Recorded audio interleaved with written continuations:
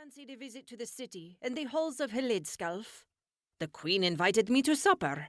I thought I might check in on some of my family while her servants prepare the meal. She reached forward, brushing her fingertips against 2 of the half-dozen runestones scattered across Leif's desk. At a whispered word from the goddess, the pebbles shifted and grew, transforming into thumb-sized cups. Leif watched the magic with undisguised envy. Despite his family heritage, he had never developed a knack for spell work. He offered his matriarch a sheepish smile as he split the bottle dregs between the 2 cups. "It is a bad brew," he confessed. "I should be ashamed to offer it to you." "You should be more ashamed to not offer it. I am a war goddess too, boy. I know the taste of swill." Leif grinned crookedly. "So be it. Which would you rather, godmother? Sun or wild ox?"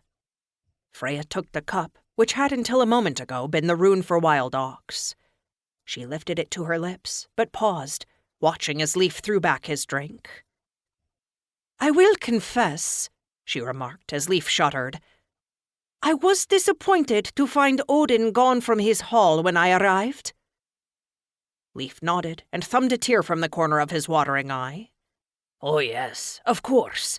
We living here in Helidskjalf's shadow have grown used to watching the Queen hold court and preside over all the ceremonies, but it must be unsettling to the folk who live on the fringes of the realm.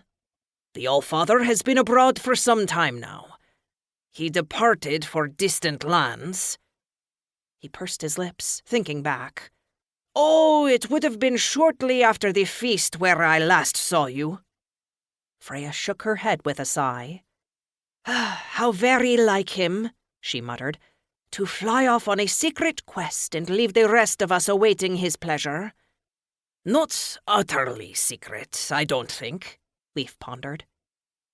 A sly look spread across the goddess's face. "You've heard rumors?" Leif leaned forward, his belly suddenly warmed with courage. He wasn't often invited to share gossip.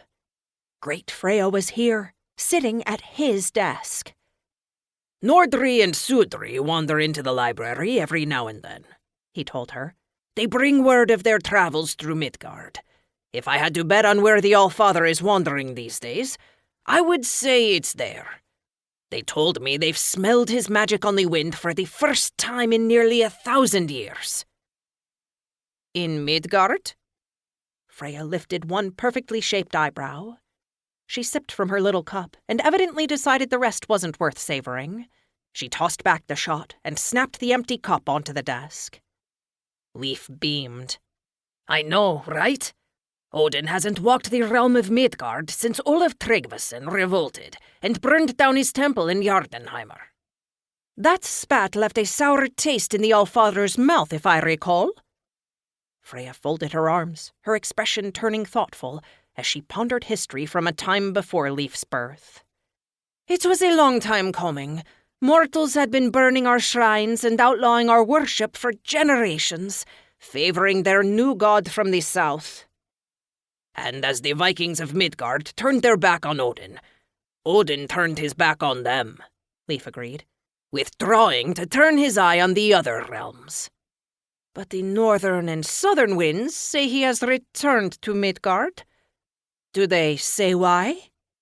Leif sat back, grinning from ear to ear.